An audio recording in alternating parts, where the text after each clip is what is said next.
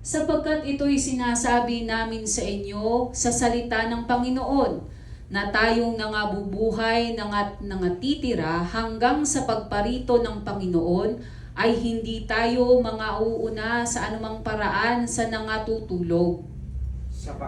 Sapagkat ang Panginoon din ang bababang mula sa langit na may isang sigaw, may tinig ng arkanghel at may pakakak ng Diyos. May pakakak. Nakalagay rin po yun sa ano.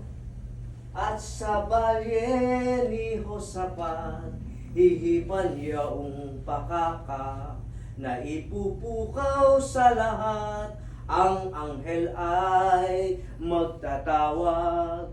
Ito ang ipangungusap.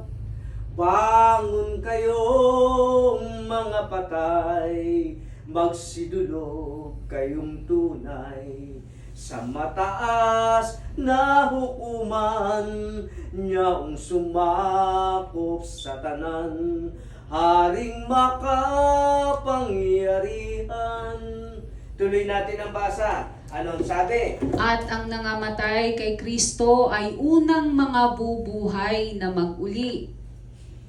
Kung magkagayon, tayong nangabubuhay na nangatitira ay aagawing kasama nila sa mga alapaap upang salubungin ang Panginoon sa hangin, at sa ganito'y isa sa Panginoon tayo magpakailanman.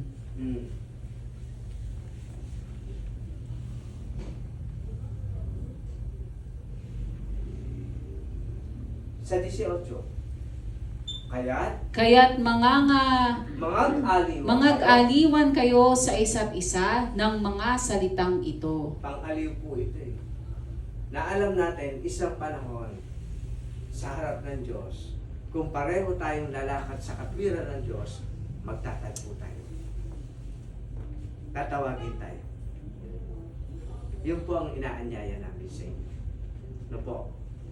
Yung mga aral at katwiran ng Diyos, malakaran natin. Kasi sa Biblia po, upang ang tao ng Diyos ay maging sakdal, tinuro ang lubos sa lahat ng gawang mabuti. Po. Ikalawang Timoteo 3, ang talata po ay 17. Simulan mo na sa 16. Ang lahat ng mga kasulatan na kinasihan ng Diyos ay mapapakinabangan din naman sa pagtuturo, sa pagsansala, sa pagsaway, sa ikatututo na nangasa katwiran. Upang ang tao ng Diyos ay maging sakdal, tinuruang lubos sa lahat ng mga gawang mabuti. Pagkatao po ng Diyos, mabuti ang pag-uusap. Alam niya po lahat. Nasa Biblia po yun. Yun po ang pinipili ng kapatid na Daniel sa amin.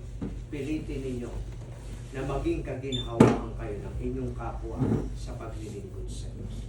Kaya muli po, salamat sa Diyos.